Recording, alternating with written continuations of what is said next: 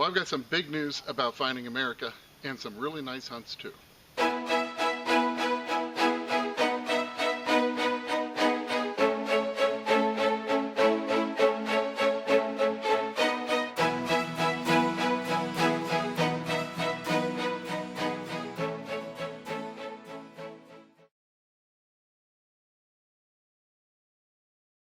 Well, welcome to Finding America. It is really great to see you here.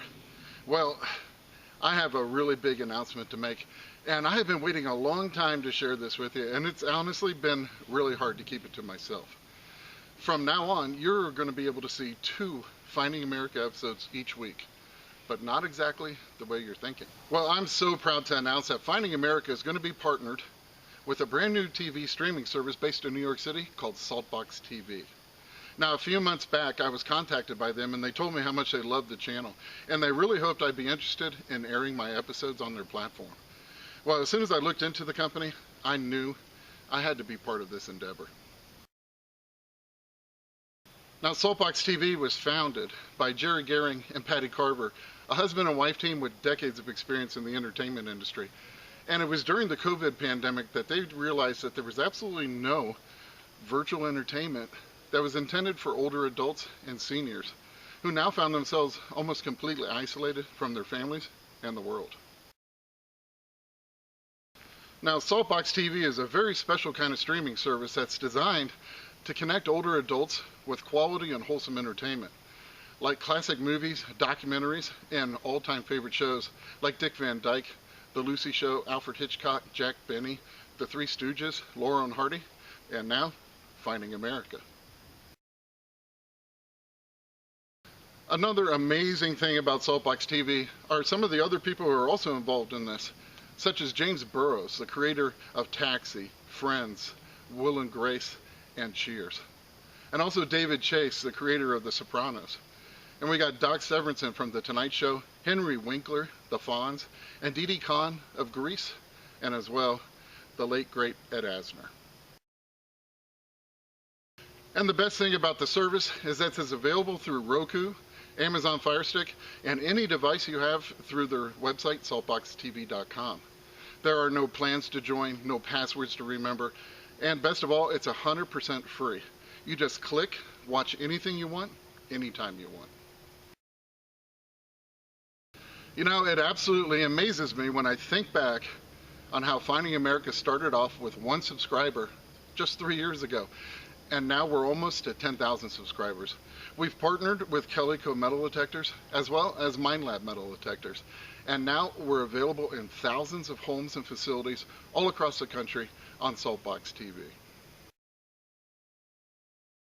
Well, I have to say I'm really honored to have even been considered, much less so enthusiastically welcomed, into becoming part of Saltbox TV, a company with such a great and positive mission. So now you can enjoy a double header of Finding America each week. And I hope you'll go each Monday over to Saltbox TV and catch a brand new classic episode of Finding America. And then on Thursday, come back right here to the channel to see the latest Finding America episode right here on YouTube. I really hope that you'll enjoy and support Finding America on Saltbox TV as much as you have right here on YouTube. And with your help, the sky's the limit for Finding America.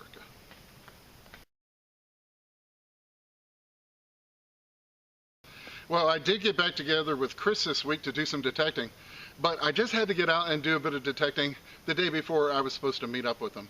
So I decided to head over to that very special empty field spot right across the street from the cemetery, and I made some really nice finds.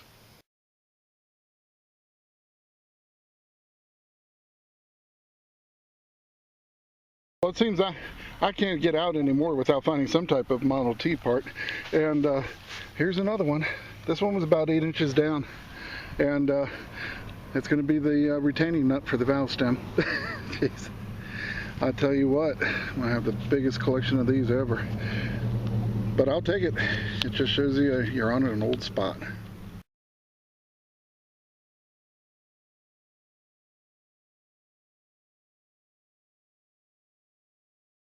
Well, I was getting a 21-22 signal here, just about 4 inches down, and I got myself a decent looking weedy here. I went ahead and cleaned it off a little bit, And looks like I have a 44. Well, this one was giving me a nice 13 signal, about 5 inches down. Thought it might be a chisel at first, but I can see where something snapped off the top. So this is probably going to be a railroad spike, which is very cool. And here comes that train picture I always promise. I was getting a nice 23-24 high tone here.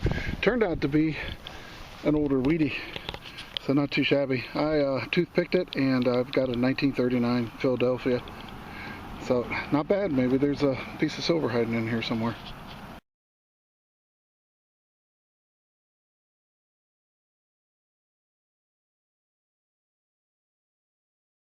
Well, this one was giving me a 22-23, and I popped it out. It was about 5 inches down, and this is what I saw, and I think I got myself a token. Now this is probably, if it is a token, it's going to be one of those trade stimulator machine tokens.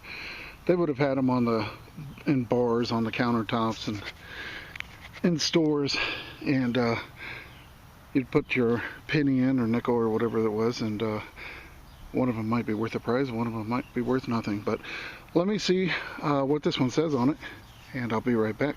Well, I've found a lot of these over the years, but this is the first one that I've ever found that said loaned for amusement only. That's pretty cool. Usually it says for amusement only. So that's probably a pretty early one, maybe 1910, 1920. And this would have been given for, there's where it says loaned for amusement only. But this would have been sort of put out on the bar counter by the vending company. And that's why it says loan for amusement only. It's talking about the machine. And this one says property of something vendor. So maybe the name of the company. But that's a really nice little piece, and hopefully I can get it cleaned up a little more. It's got some crust on it, but that's a great find.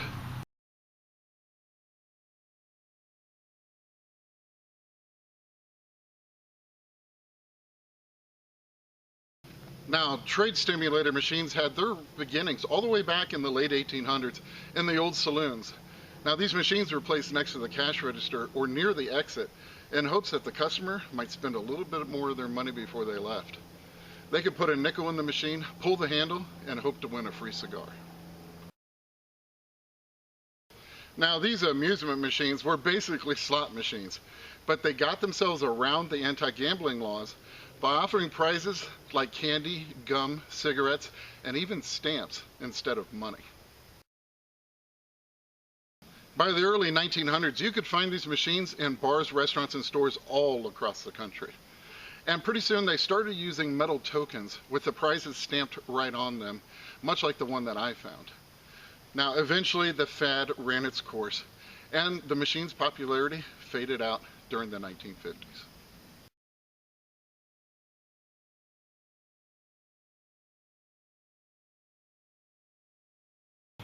Well, I was just going along here and got a real banging 23-24 signal.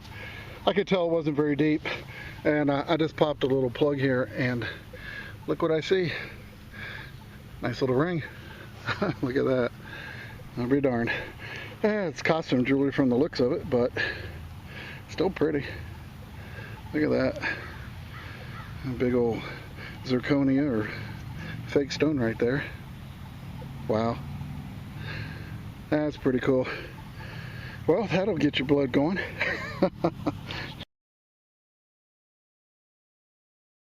Well, this one was giving me a nice 24-25 signal, about 6 inches down. I want to show you how it is in the bottom of the hole here. I got a dog barking at me. Look at that. I think I got an old toy jet airplane. I think this one's Tootsie Toy. Oh man, oh my gosh, this is, if it is, this is like the best one that I've ever dug. It is not bent. The last one I found was all bent. Oh yeah. Oh, this one's got the landing gear. Oh, that's awesome. That is so awesome. Yes sir, look at that. Yep, I'm pretty sure that's going to be a Tootsie Toy. Late 60s. Get it out here in the light. How cool is that? Man, I love it. Oh, definitely the best one I've found. So I'll get it cleaned up when I get home, give you a better look at it, and I'll give you a better look at my little fan club over there. There's 5 dogs in that yard. They've been barking away at me, but very cool. Man, that was so nice to find.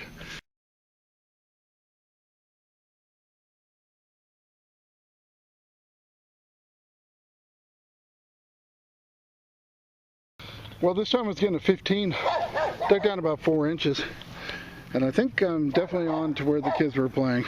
There's a cylinder to an old toy gun. That is pretty cool.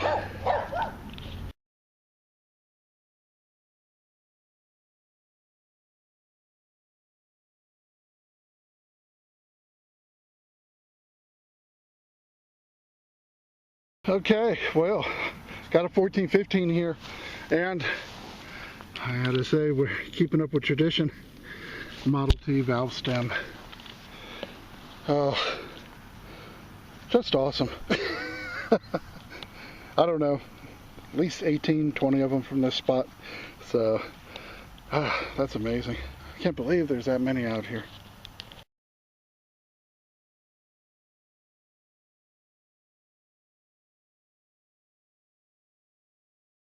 Well, this one was giving me kind of a weak 14. There's a lot of dogs behind me now. I had to go down pretty far, about 8 inches, and I think I have what looks to be a really old ring. A little bit mangled, but definitely has a nice design on it. I'll try to clean it up.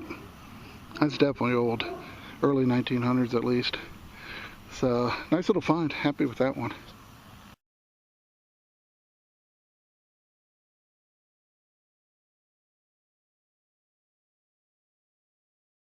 Well, there you go. Another 14, another Model T valve stem. Unbelievable. Really nice shape too. All right, in the pouch and back home to go in the collection.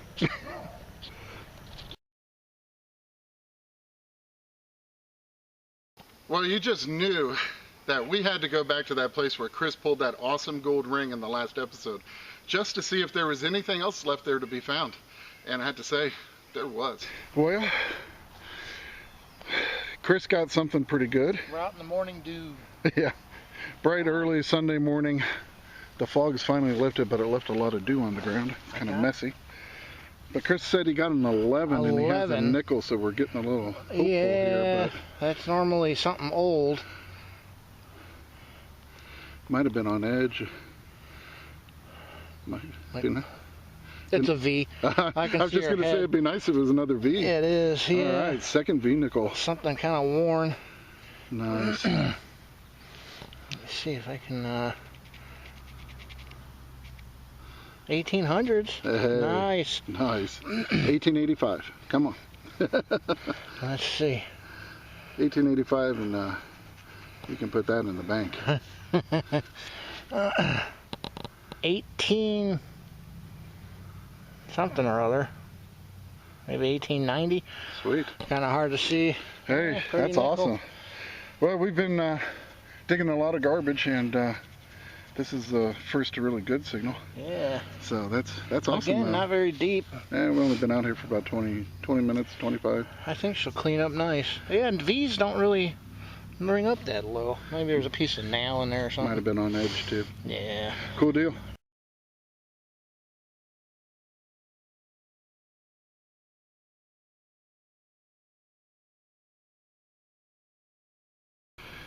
Well, this one was giving me a 16. Dug down.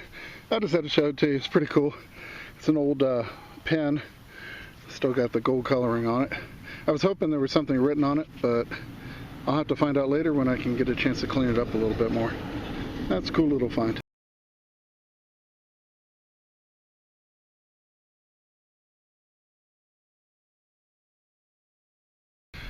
Chris got something kind of interesting. I'd actually never found one of these. I thought it was just a cap. Yeah. Oh, I guess it is just a cap. But on the back it says Hudnut about 500 times.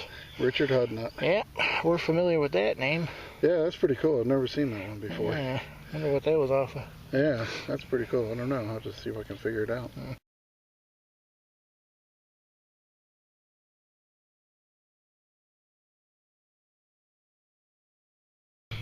Well, I'm finally on the board with something. There we go. I have definitely had a slow start this morning, trying to get my head in the game. But this will help. I got a 20, and it was just a couple inches down, and check it out. Oh, I didn't see the whole stem and everything. Yeah. Oh, nice. It's an old clock winding key, and I mean old. Beautiful. So it's got some green showing through. Yeah, it's going to be cool. Early 1900s, late 1800s. What an awesome piece. Ah, that'll look good in the key showcase, I'll tell you that. Yeah. Okay, on the board.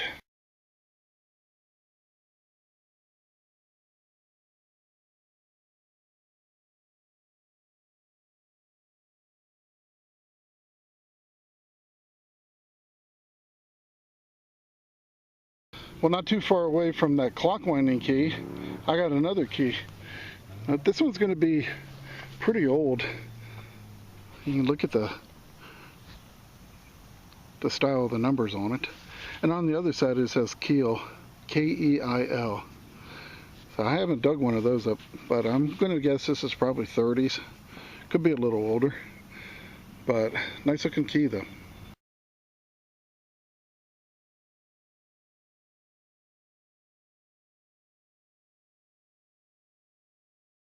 Well, Chris said he thinks he has. Token. Oh, token. Light. Nothing better than a token. Carrying up a solid 27. As soon as I popped the plug, it was sitting right there. Oh, darn. That's big, like quarter size. Yeah. That's hopefully in good Red? shape. Might be a foreign coin. Could just be a... Oh. It's painted red. Is that a clown face? I don't think it's something too old. No, amusement token probably. Yeah. Still pretty cool. Yeah. See if I can get them off of there. Yep, that's Fun. arcade or something. Yeah. Yeah, that's different. Yeah, it's pretty cool.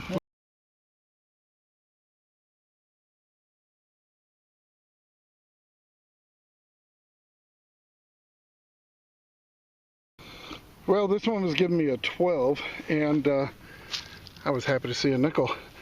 Turned out to be a Jefferson, but it's an early one. It's going to be a 1941, so I'll definitely take that.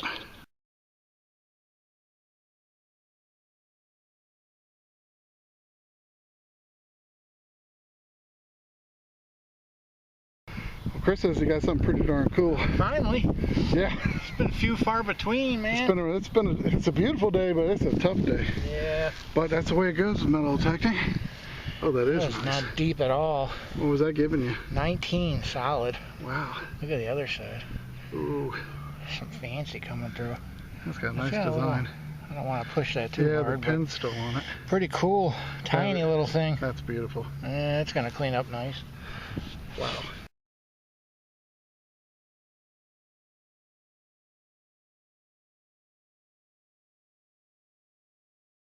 Well, Chris called me over. See what he's got. Interesting. Huh, that is pretty cool. I have no idea yet, but it looked like it had some kind of Design, huh? yeah. Oh, I wait to clean off a little more, but it looks kind of familiar. It's part of, I think it's part of a bracelet. Maybe that's kind of it's thin. Yeah. If I can get something off of it. Looks like stars coming through, maybe. It might be like it reminds me of those fake gold coin ones. Yeah. And like Liberty Head on it and the stars. Oh, that's gonna take some work. Looks pretty cool though, whatever it is. Well, we'll work on it, and I'll give you all a better picture of it so you can see it once we get it cleaned up.